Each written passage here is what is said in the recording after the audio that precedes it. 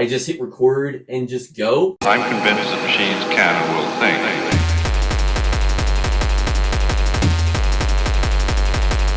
I don't go in and correct anything afterwards. What you're seeing on there is exactly how it was played.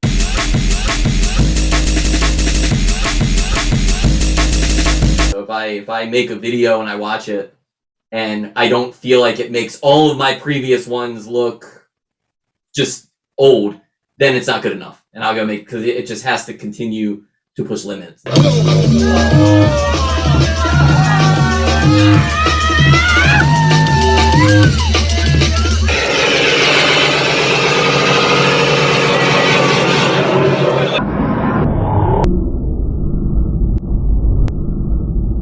Hello and welcome to a very, very special episode of One More Thing, where I am joined by Spinscott, a finger drumming pioneer who so far he's celebrating 10 years of doing what he does, but so far has not revealed his origin story or done an in-depth interview. So this is a really rare exclusive moment to understand a lot more behind those crazy videos that have gone viral for all those years.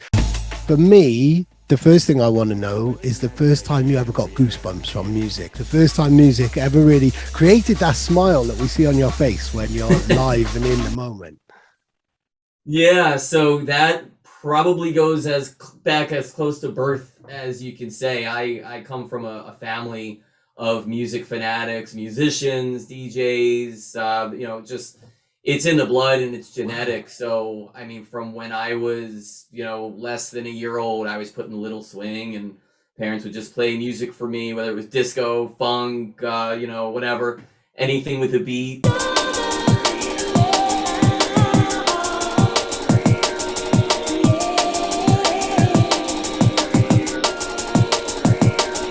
The very first time I remember getting goosebumps from music was probably from, it's hard to go back quite that far. I mean, I think back to times when I was really young and, certainly dating myself, but the early days of MTV, and you would hear, there was just such a dynamic offering of different music and certain notes would be hit, going from like a major to a minor or something. And it would just kind of give me goosebumps. There's certain songs by Stevie Wonder I can remember specifically. I Just Called to Say I Love You, which is very haunting. And it just, you experience every emotion listening to stuff like that. So that's a little bit later on, but songs like that where I would just think, wow, it's so much more than an audio experience. It's like, it involves all five senses. And yeah, the goosebumps kind of come from there. I get them a lot from classical music too.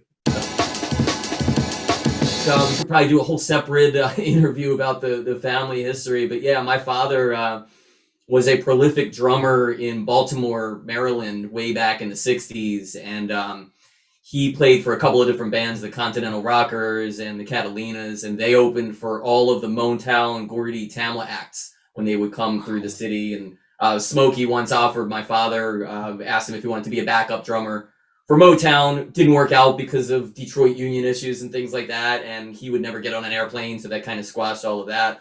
But he played drums, and I've got some. You talk about dub plates. I've got some 45 7-inch acetates from his band from 1969 that, believe it or not, still smell like dub plates, and that just never goes away. And so it's amazing. But yeah, just. I've got relatives that played in the White House during the Kennedy administration, and I've got pictures of that. And so looking back, and my father had a DJ business, and so it all just has kind of been. It's something I couldn't have resisted getting into, even if I wanted to, honestly. Wow, so you're keeping the family business going. That's amazing. Like, in a way, the family spirit. What are your memories of your dad's DJ business then? Yeah, I was 13 years old and was way too shy to get on the microphone, and they were doing top 40 events, school dances, weddings, sweet 16s, all that kind of stuff. And when I started at about 13, I was just the request guy. So I would sit there with the little pad, and people would come up and say, I want to hear, whatever, and I'd write it down, and that was it. And then slowly just, started choosing the music, doing more of the selection, and jumping up on the tables and performing and giving away prizes at some of the events. And yeah, so it kind of all started from there for me. So I've been a drummer since I was about 4. I sat down at my father's kit and started playing a jazz ride. I couldn't reach the pedals, so I couldn't hit the kick or trigger the hi-hat or anything like that. But it was always just drumming pretty much since day one. And then from there, I played snare drum all through the marching percussion lines through school. I've played drums in many different cover bands where I also used to sing the covers as well. People always ask, they're like, did you get to the pads and just naturally be able to play all of that? And I said, no, it comes from two things. It comes from playing the drums and tapping along to old jungle mixtapes on my dashboard while driving dangerously. From a mixtape perspective, it was actually 2 tapes that I got. It was Bass Rush. I want to say it was Bass Rush Volume 1 by Diesel Boy, which was like a regional mix here in the States from the East Coast. And that was 1996. And then there was DJ Master Vibe, a couple of his tapes. And anyone from the area here remembers they were copies of copies, bootlegs. They had the neon pink label on them. And, the sound quality was definitely degraded. But I remember listening to those first 2 tapes, and they were in my Iowa Walkman, and they just played on loop, auto switch from side to side. And I remember just being obsessed with certain tracks. And they always seemed to be the Lemon D tracks, the Danny Breaks tracks, and the Votech tracks. I didn't know what they were at the time. I didn't even know that it was different tracks being mixed at the time. It was just, 45 minutes per side, and that was it. But later on, when I discovered where all the tracks were, I was like, yeah, it's really these 3 guys that really, I for some reason, I just connected with them. And yeah, I played those tapes so many times, they snapped.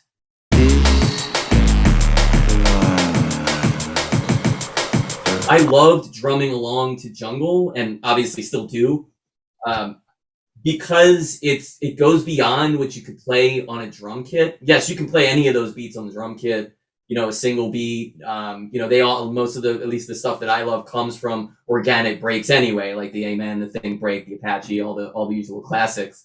So you can play those, but tracks that take 3 or 4 of them and layer them all over, it's kind of hard to play 6 different snare drums with 2 hands. And so what I loved about the jungle was just, there's many things I liked about it, but it was just these complex rhythms that took things to a next level. And I loved the accenting on it. So I remember driving around in the car, and I would be listening to a 45-minute side from one of those tapes, drumming along to it on the dash, which you could see physical wear, because I would just, have my wrists I'm driving down the high, I'm drumming. I'm glad there was no video of pulling up next to this weird guy doing that. For me, it wasn't really practicing. It was almost like this perfectionism where I wanted to have every note there. And so that's really where, the precision and the accuracy came from. It's all muscle memory, and it's just playing along to songs that I love. So what was your musical life like as you kind of developed into a young adult, really, and, kind of got into the 21st century? Did music take a back seat for a little while, or was it always on the agenda? Were you always drumming on the dashboard? So that has never ceased since I had my driver's license. It's just part of, it's right up there with the turn signals and the flashers. It's just part of the car. But no, the music has always been there. I went by a different alias back in the late 90s into, I want to say from 98 till maybe about 2004. And I was mixing all vinyl at that point, no samplers, anything like that. And I loved it, but the style of the music, my style was actually going backwards. So I was going into the earlier 90s stuff. Like I was buying, a lot of the Urban Takeover stuff at the time, and Fresh Cut was really big. I was buying up a lot of the current labels that were really just churning Joker Records. I was a big fan of those. And again, they were hit or miss. They had very happy kind of, in your face intros, but it got the crowd going. And coming from being a mainstream DJ, that's what it was always about for me, was tracks that are going to get the crowd going. Because yeah, it's great if you can play the meanest, darkest track and everyone's got a mean look on their face, but maybe nobody's dancing. And at least in the regions that I was playing at the time, it was those fun, jump up, what it was known as back then, that type of music. Yeah. But yeah, it did take a back seat right around 2003, 2004. I got back more into acoustic drumming, and I never stopped obsessively listening to mid-90s jungle, and I was still collecting the records and everything, but I really kind of backed off from DJing it until right around 2012, which coincided with me buying my first sampler, and that was kind of the genesis of Spinscott, really, right during that time. You know, in 2012, when I bought the sampler, and I didn't buy it to do jungle, I bought an MPC 5000 because I was commissioned to do some hip hop production for some local artists, some local rappers, and I was doing beats. And you know, it was that same day that I'm like, wait a minute, I got to pop the Amen break into this and chop it up into individual hits and play it like I've got that actual drum kit. And so it was really kind of a flash in the pan type of thing.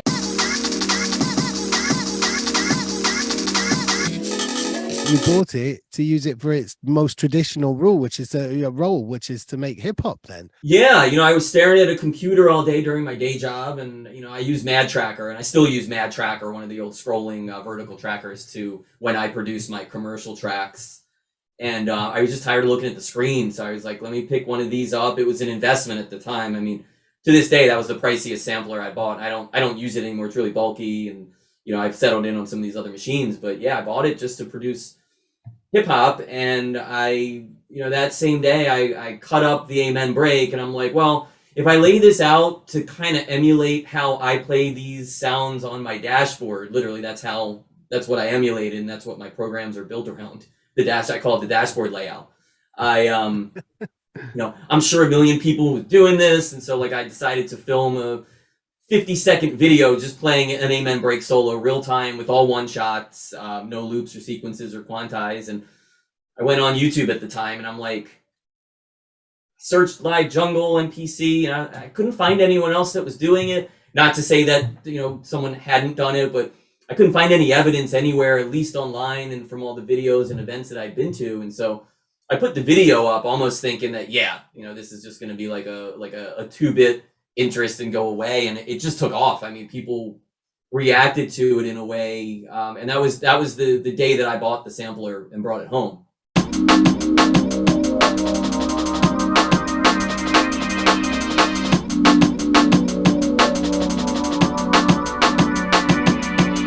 For me, it's all about emulating hand drums. So if you're playing bongos, for example, you hit the drum head once, you get one sound. You take a drumstick, you hit a drum, you get one sound, unless you're doing rebound, and then technically you're hitting it multiple times.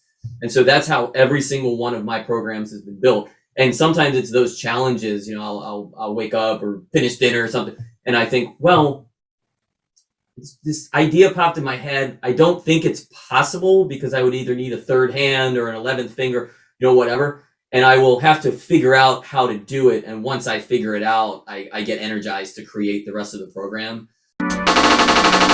And that's how a lot of these start. So I kind of hear a track in my head and I'm like, okay, that's stuck in my head, but it doesn't exist. So I guess I'm going to have to make that. And I start laying things out. And then there's always something where I think, well, that's not going to be possible because I've only got 16 pads and I can only put, you know, up to 4 samples on each. And I refuse to use anything where it's a personal challenge of mine, and it's always been to use all one shots and no sequencing and no loops. I don't see music necessarily as a competitive sport because it's subjective. You know, everyone likes something and somebody else doesn't like that same thing, right? So for me, I don't really, and I've never seen music or finger drumming or anything as a competition. It's more for me an internal competition. So if I make a video and I watch it and I don't feel like it makes all of my previous ones look just old, then it's not good enough. And I'll go make, because it just has to continue to push limits. And so it's a bit pressure, but it's also just to keep things moving forward.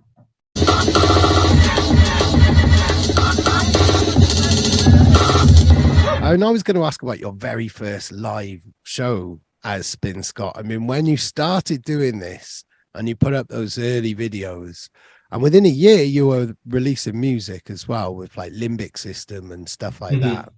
But when did the gigs come along? And were they ever part of the plan, really? When this started to develop a life of its own, did you think, you know, could live performances be possible? Yeah, so it started out as again, it all went so quickly because I made the first video and then all of a sudden there was interest again. And so I remember I hit up Dirtbox Radio, which was a radio show that's been around forever. They still broadcast on Jungle Train, which I had a show on Jungle Train for a while. And I hit up the Dirtbox Radio crew, which was very local to me, and I said, yeah, it's been a while. I'd love to come play a set on the internet radio show, but do you have room? Because I want to bring this giant sampler that I bought, and I'm gonna spin my records, but I'm also gonna add some drums over it and just play, add some Apaches or add some Amens or some whatever the breaks are. I had about 16 different breaks carved up by that point within a couple of days, just because I caught the bug. And so I took that over and I decided to call it Jungle Plus Drums because I was playing jungle and it was plus the drums. And I played that and I enjoyed it a lot. And I was like, this finally brings things full circle where I can go mix records or mix digital and not have to play air drums anymore. I now have something that I can drum on.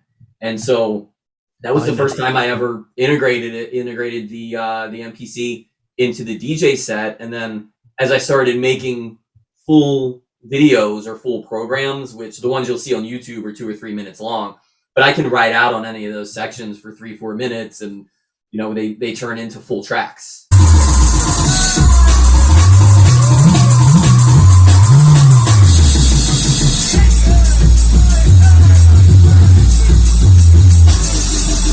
I believe that my first trip to the UK was 2017 for Boomtown.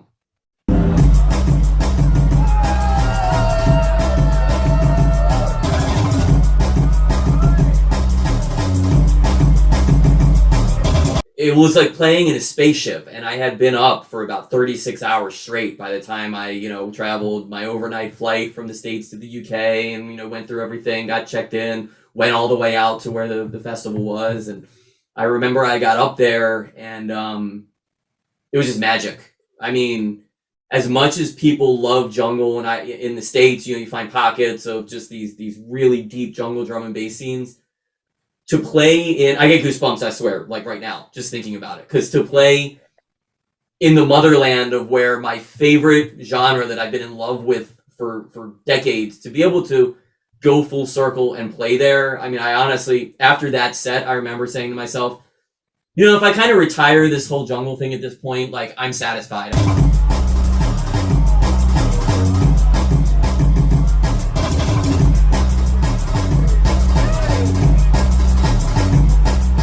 There were 3 milestone, I'll call them the milestone videos, and I have no control over such things. The internet just does its thing, and that's kind of it, right? But, number 2, which is still on my YouTube channel, same upload. It has the MPC 5000. It's very lo-fi. I think I used like a 2 megapixel camera or something for it back then.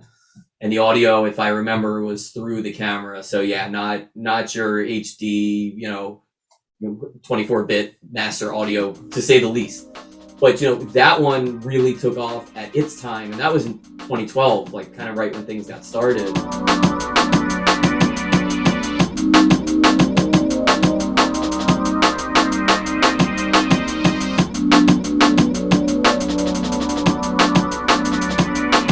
And then number 7, which I think was still 2012, maybe 2013. I don't remember the whole timeline, but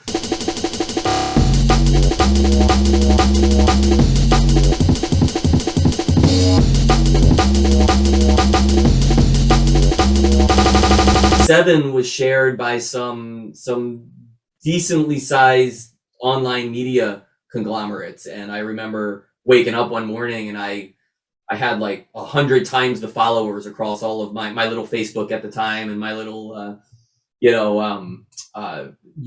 All of a sudden, it's like I couldn't keep up, and it was because this one publication had shared it, and so all of a sudden the bookings just started rolling in, and that's really when the UK stuff kind of started to come over, because number 7 had the reverse bass. A lot of people equate it to Super Sharpshooter, for example, which clearly is an influence. That track and a lot of the stuff on those labels is very influential for me. And I'm using the same elements, just in a different way and with some new elements added. And so 7 really was a breakthrough there. And that just really was that was kind of the firecracker that started the touring and everything else.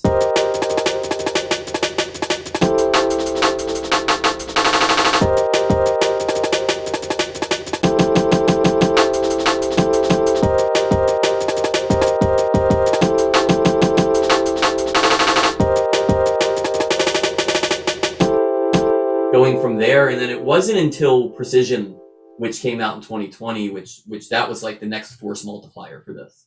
And I never know which ones are going to hit.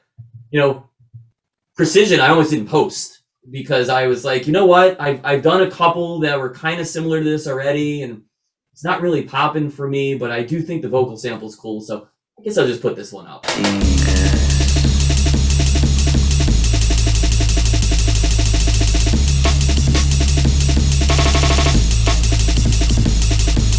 Have you tried other genres? Are there? I mean, it seems like jungle just lends itself so well to finger drumming, like the theater of it as well, the speed of it, the energy, the choppiness, everything about it seems to lend itself to what you do, really. Do you try other genres and stuff like that? Do you know finger drummers in other genres as well?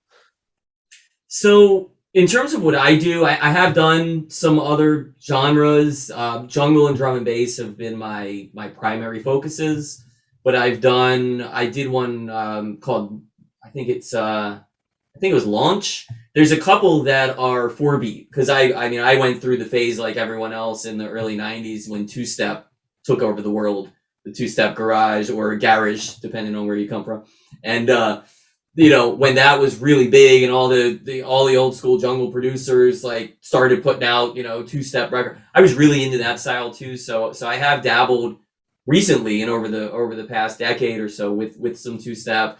I also was into happy hardcore very briefly as well, which I've always admired the energy of that music. And I know it's got its lovers, it's got its haters, but nobody can deny the energy of that. And so to play that on the sampler where you just have this kick and everything's based off of that kick, and then you're able to manipulate amen drum one shots over top of it, which is how a lot of those tracks were produced.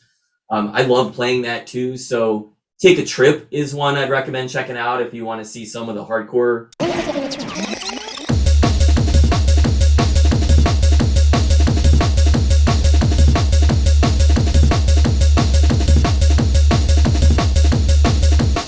If that's something in 2023 that I want to get back into, is expanding into some of these other genres and really incorporating them into the Jungle Plus Drums vision.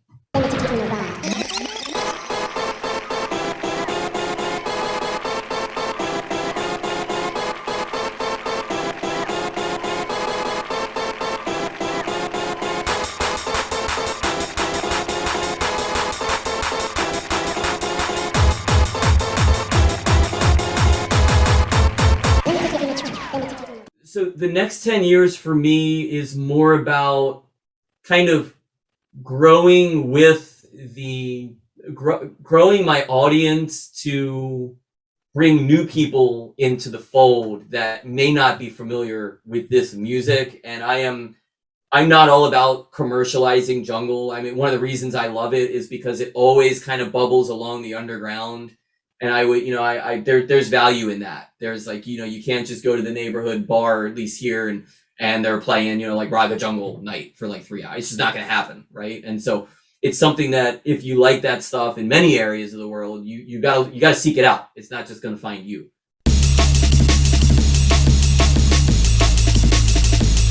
And so, what I would like to do over the next year or the next decade is continue to do what I enjoy and not have it necessarily influenced by the commercialization, but have it available to newer, broader audiences that may start to get exposed to this type of music and want to see it performed in a unique and different way.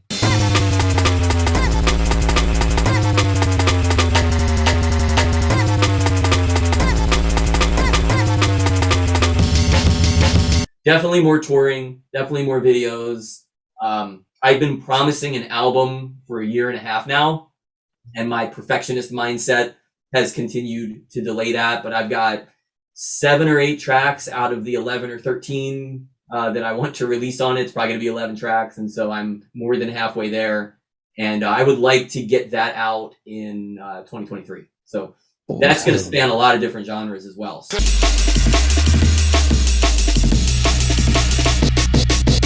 The finger drumming has really become its own facet of electronic music and DJing. It's kind of become like very much like scratching and turntablism. You know, I mean, there's communities around for it. You know, for me, I tend to really isolate from what everyone else is doing currently because I don't really like to be influenced by anything that's happening today. It's kind of an abstract view, I guess. So, I mean, I still listen to like stuff from the 90s all the time, and I listen to soul music all the time from the 60s. You know, I'm really into that kind of stuff because it doesn't it doesn't influence when I get like the spark of an idea for something new. FOODWORK jungle jungle FOODWORK jungle jungle FOODWORK jungle jungle jungle jungle okay. Finger drumming for me, and I actually avoided calling it finger drumming for a while because I think that, you know, it's much more, at least the way that I like to apply it, it's much more than just finger drumming. It's performing entire dynamic tracks, you know, like you don't call it stick drumming, you just call it drumming, right? So it's kind of, you know, the term, but I've come to accept that it has grown into its own thing. And certainly there's been a huge influx of people that are bringing that into their sets. And you've seen it mirrored in the evolution of the equipment as well. Like I mentioned earlier, none of the older equipment had pads to drum on.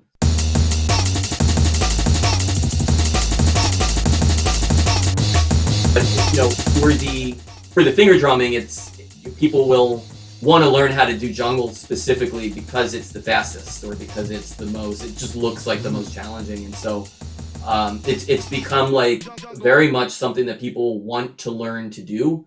And back in 2016, actually, I teamed up with the crew at Melodies, Sam, who runs Melodies, which is a finger drumming learning program and app. You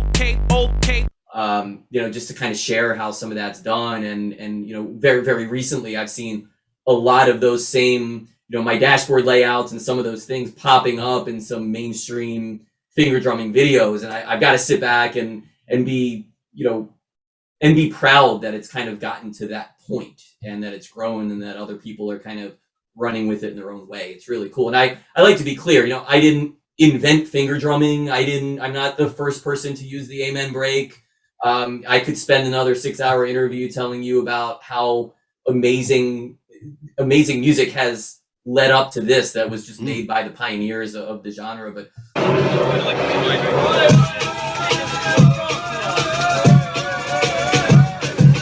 one other thing on the gear side, and this is close to me, not because I run a company that makes hearing protection, but because, as we talked about earlier, you know, my father was a drummer. He doesn't play anymore, but he was a drummer and never used hearing protection. It just wasn't a thing back in the 60s for many players. And he's got very bad tinnitus or tinnitus. And he called it cymbal fever when I was younger, but really it's just that buzzing in his ear and the hiss from playing loudly. So at a very young age, I always would use the foam earplugs. And then as I've gotten further along in my music career, my music projects, you know, I've evolved to using some more custom solutions.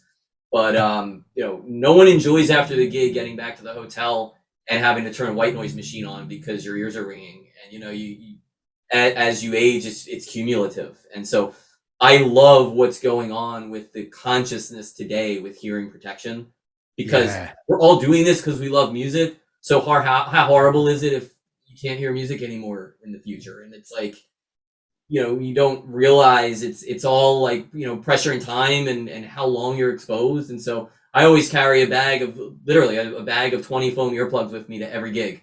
And there hasn't been one show that I can remember in recent memory where I didn't see someone kind of, I could tell, and I'm like, hey, you want some earplugs? They're like, yeah. And I just give them away. I mean, it's like 2 cents a piece, so it's not that big of a deal, but it's like saving somebody's hearing.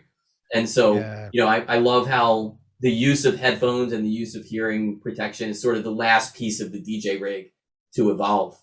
And it's really good to be a part of those evolutions as well.